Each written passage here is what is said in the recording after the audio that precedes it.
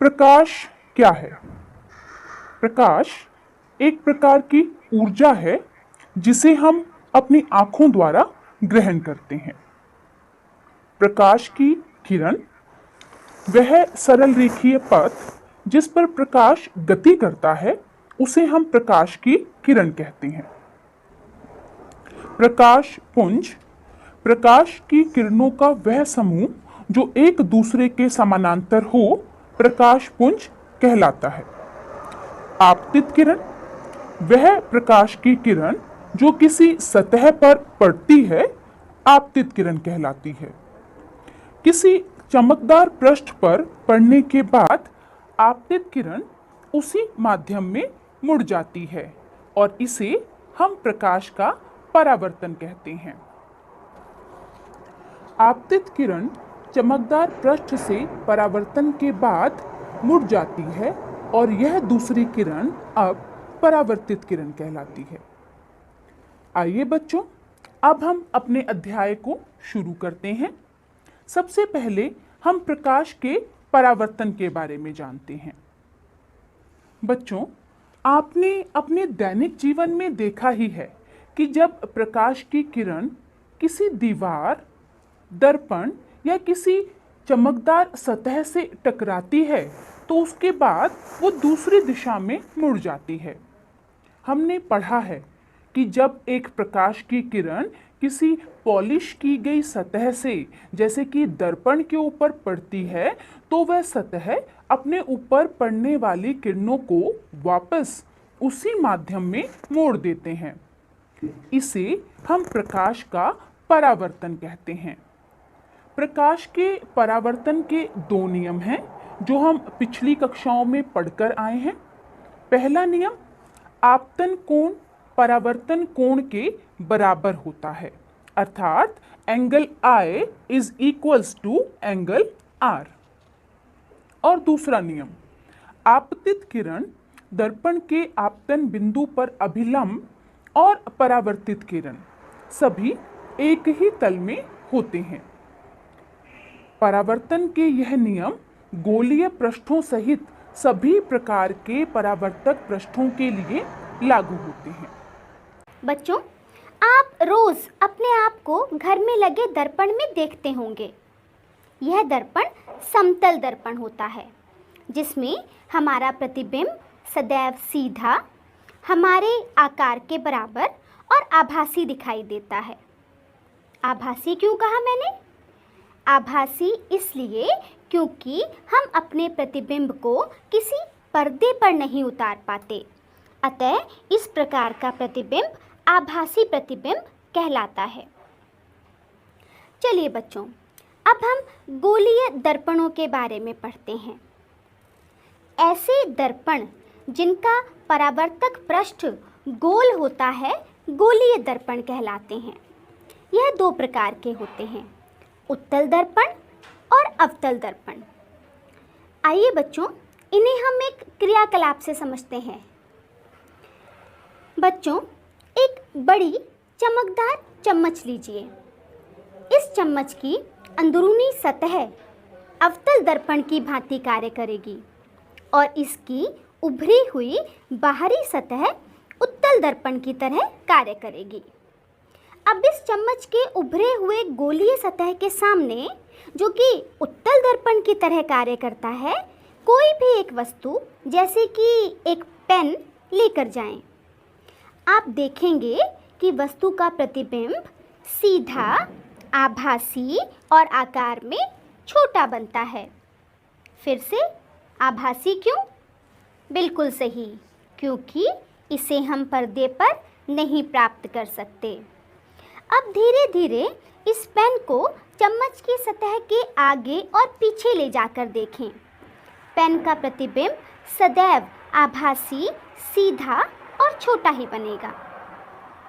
अब इस पेन की चम्मच की अंदरूनी सतह, जो कि अवतल दर्पण की तरह कार्य कर रही है, की तरफ ले जाएं। आप देखेंगे कि प्रतिबिंब उल्टा और आकार में छोटा बनता है। वस्तु को जब चम्मच से दूर लेकर जाते हैं तो प्रतिबिंब छोटा, उल्टा बनता है, लेकिन जैसे जैसे हम वस्तु को चम्मच के निकट लाना शुरू करते हैं तो प्रतिबिंब धीरे धीरे आकार में बड़ा होता जाता है और बहुत निकट लाने पर यह प्रतिबिंब सीधा, बड़ा और आभासी बनता है। आइए बच्चों, अब हम देखते हैं कि कैसे अवतल दर्पण प्रकाश की किरणों को एक बिंदु पर केंद्रित करता है। इसके लिए हमें एक अवतल दर्पण और कागज़ की शीट की आवश्यकता है। कागज़ को अवतल दर्पण के आगे इस प्रकार रखें कि दर्पण द्वारा परावर्तित हुआ सूर्य का प्रकाश कागज़ पर एक तीक्ष्ण बिंदु के रूप में प्राप्त हो, अर्थात सूर्य से आने वाली किरणें दर्पण के द्वारा एक तीक्ष्ण बिंदु के रूप में केंद्रित हो जाएं। वास्तव में कागज़ के ऊपर यह प्रकाश का बिंदु सूर्य का वास्तविक प्रतिबिंब है। इस बिंदु को अवतल दर्पण का मुख्य फोकस भी कहा जा सकता है। आप देखेंगे कि सूर्य के प्रकाश के कारण उत्पन्न ऊष्मा से कागज़ जलने लग जाता है। चलिए बच्चों, अब हम गोलीय दर्पणों से संबंधित कुछ परिभाषाओं को समझते हैं। वह गोलीय दर्पण जिसका परावर्तक पृष्ठ अंदर की ओर अर्थात गोले के केंद्र की ओर होता है, अवतल दर्पण कहलाता है।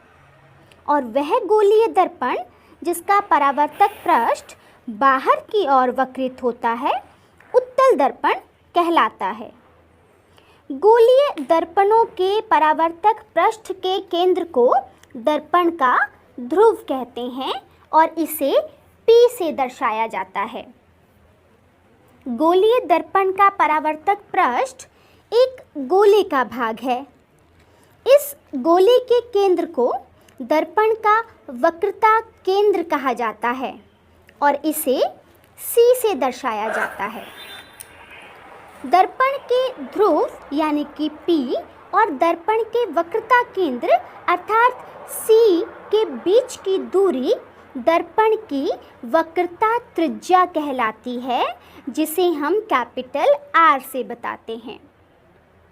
गोलीय दर्पण के ध्रुव और वक्रता केंद्र से गुजरती हुई सीधी रेखा दर्पण का मुख्य अक्ष कहलाती है। जब किसी अवतल दर्पण पर मुख्य अक्ष के समांतर कुछ किरणें आपतित होती हैं तो परावर्तन के पश्चात यह एक बिंदु पर मिलती हैं। यह बिंदु अवतल दर्पण का मुख्य फोकस कहलाता है, जिसे हम कैपिटल F से लिखते हैं।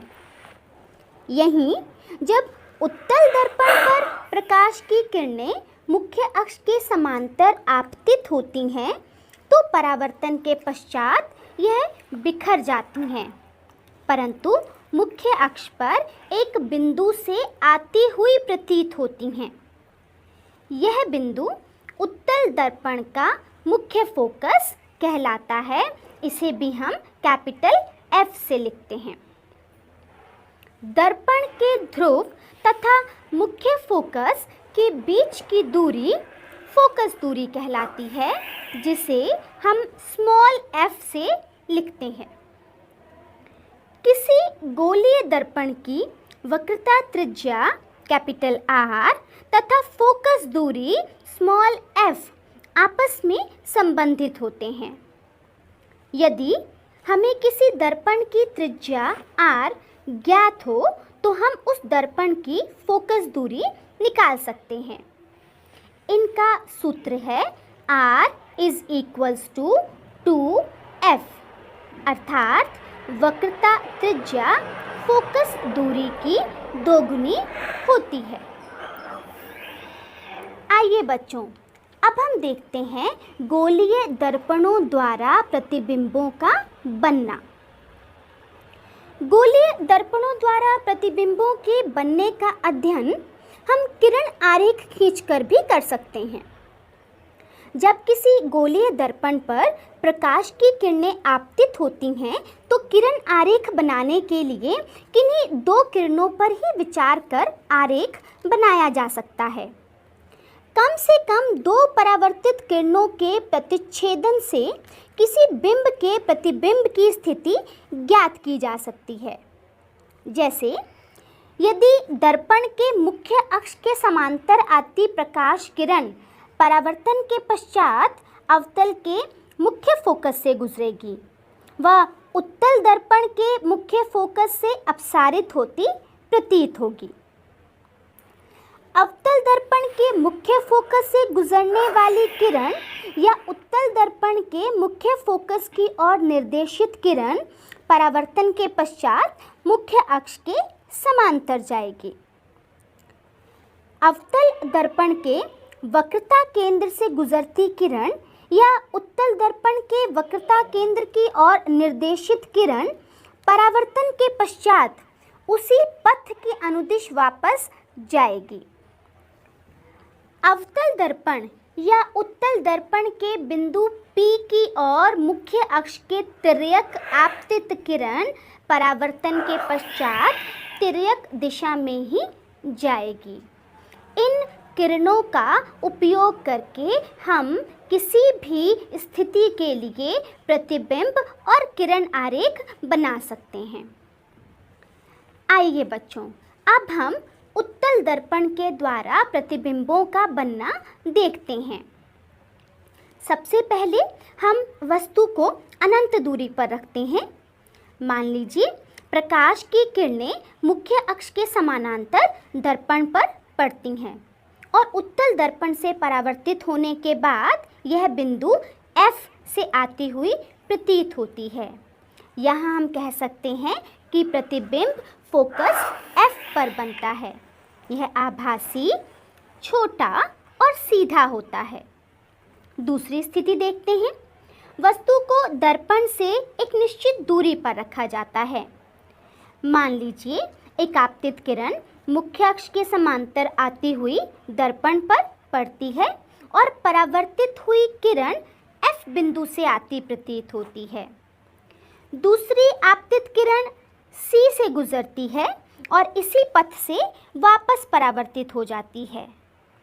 यह दोनों ही किरणें बिंदु A पर मिलती हुई प्रतीत होती हैं। रेखा A' B' खींचने के बाद A' B' वस्तु का प्रतिबिंब बनता है।